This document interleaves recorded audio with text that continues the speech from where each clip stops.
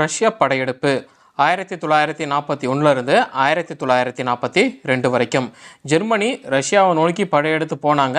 என்ன நடந்தது அப்படிங்கிறத அதில் கொடுத்துருக்காங்க.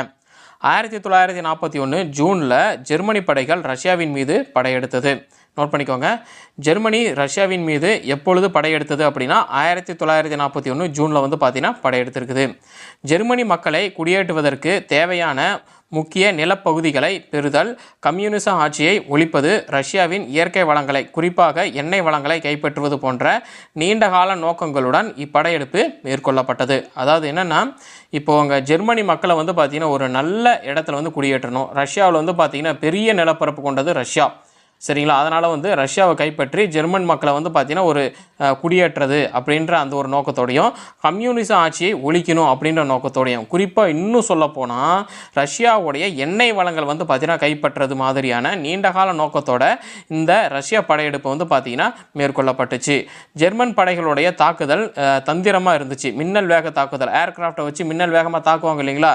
அந்த மாதிரி பார்த்தீங்கன்னா தாக்குதல் தொடங்கியிருக்காங்க. அந்த தாக்குதல் ஆரம்பத்தில் பார்த்தீங்கன்னா ரஷ்யாவுக்கு நல்ல வெற்றியை கொடுத்துச்சு.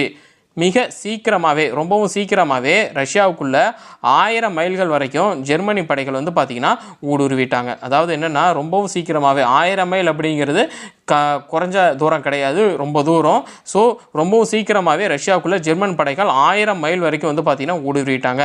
அதுக்கப்புறமா ஜெர்மன் படைகள் மாஸ்கோவை நோக்கி முன்னேறிட்டாங்க. ஆனால் இறுதியில் என்ன ஆயிடுச்சு அப்படின்னா, சோவியத் படைகள், அதாவது ரஷ்யாவுடைய படைகள் படைகளுடைய வலுவான எதிர்ப்பு, ரஷ்யாவின் கடுமையான குளிர் ஆகிய காரணங்களால் ஜெர்மனி படை பார்த்தீங்கன்னா தோல்வி அடைஞ்சிருச்சு. அதாவது என்னென்னா, ரஷ்யா அப்படிங்கிறது பார்த்தீங்கன்னா ஒரு பெரிய நாடு தான். அவங்ககிட்டே இராணுவம்லாம் நல்லா வலிமையாக இருந்திருந்தாப்புல இவங்க ஜெர்மன் பார்த்தீங்கன்னா ரஷ்யாவுக்குள்ளே ஊடுருவி தாக்குதல் நடத்தியிருக்காங்க. தாக்குதல் நடத்தின இடத்துல இவங்க வெற்றி அடைஞ்சிருக்காங்க. ஆனால் இவங்க மாஸ்கோவை நோக்கி முன்னேறினப்போ திருப்பி பார்த்தீங்கன்னா ரஷ்யா ஜெர்மனியை பார்த்தீங்கன்னா தாக்கியிருக்காங்க.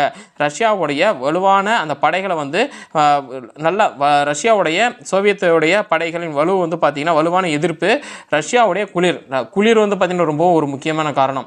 அங்கே போகிற படை வீரர்கள் குளிரை தாங்கக்கூடியவங்களாக இருந்தால் அந்த குளிரில் பார்த்தீங்கன்னா சர்வே பண்ணலாம்.